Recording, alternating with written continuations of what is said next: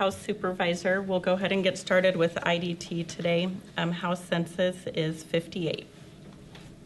We can start in 4414. I have Jeremy Smith. He is a right total knee. He's post-op day 2. His Foley catheter is out. He's tolerating his diet. Pain is well controlled orally. He's able to ambulate with minimal assistance. The problem is we've not been able to wean him off the oxygen. He's still requiring 2 liters when he ambulates, and at night he's dropping down. And the plan was to hopefully discharge him today, but he did not wear oxygen prior to coming here.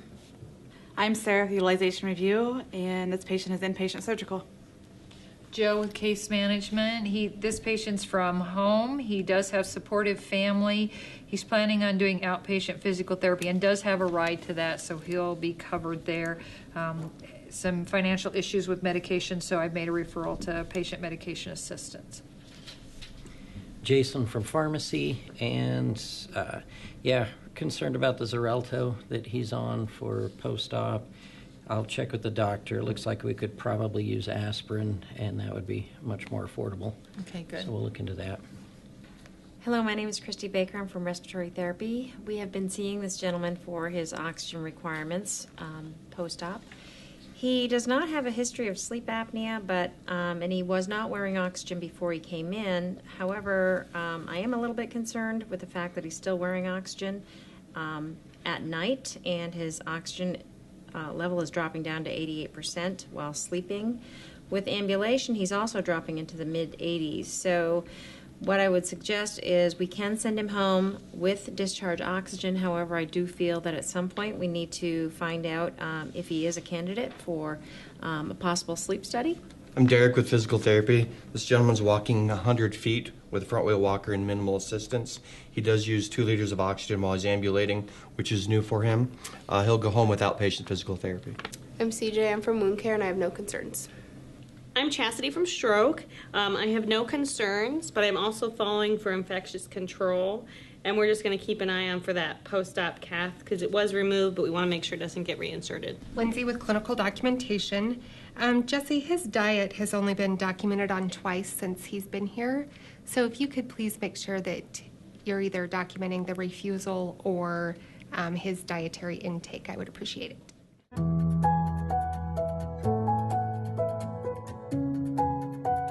So interdisciplinary team meetings are very important for the patients because it's a time that all of the specialties, respiratory, nutrition, pharmacy, physical therapy, nursing, we all come together in a room. We discuss whatever problems the patients might be having that would be a barrier to them getting better and being discharged. So it's important for the patients because all of us are together in one room. We can share things about what's going on with the patients and what needs to happen so that they're able to be discharged in a timely manner. And I think it's good for the patient because it's not different people around that are doing things, but we're all there talking to each other at the same time and able to share our comments and things that we know about the patient from our specialty level.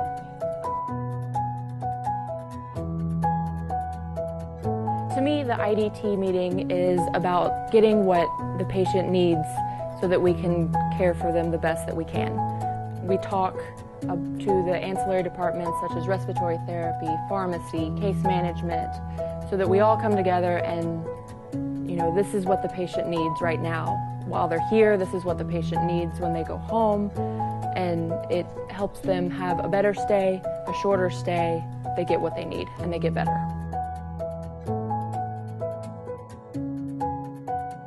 I think, when we all get together, we learn more about each discipline every day, what they provide, what we can do for each other, and it just gives us a better team approach for overall care in the hospital.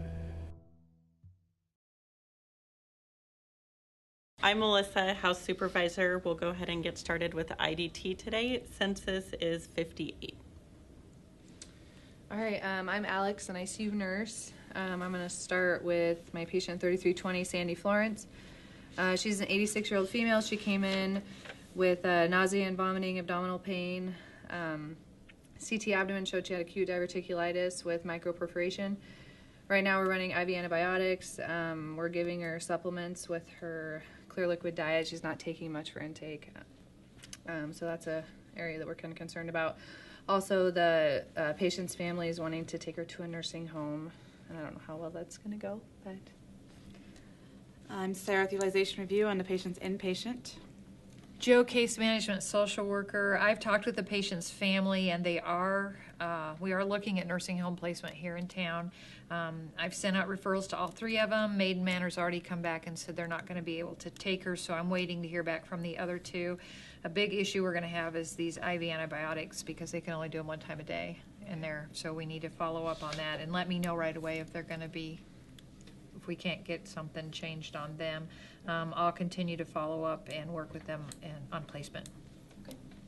Jason from pharmacy, what's the patient's oral intake right now? You know, she's pretty nauseated. We're on a clear liquid, trying to do supplements, but she's not really taking a lot in food-wise.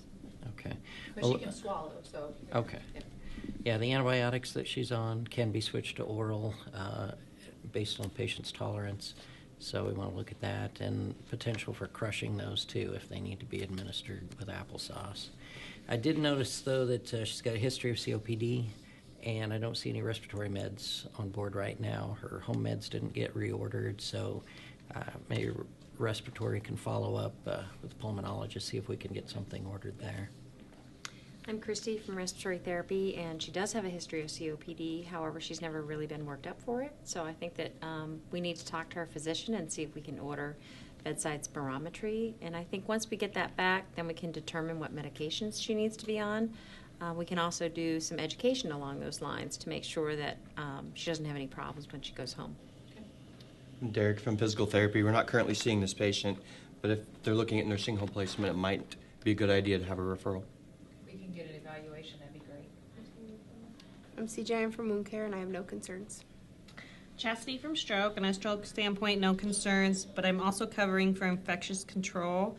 And there were blood cultures taken in the emergency department, and we're just waiting for the results. Lindsay with clinical documentation. She is on boost supplements TID, but I don't see that those are being documented at all.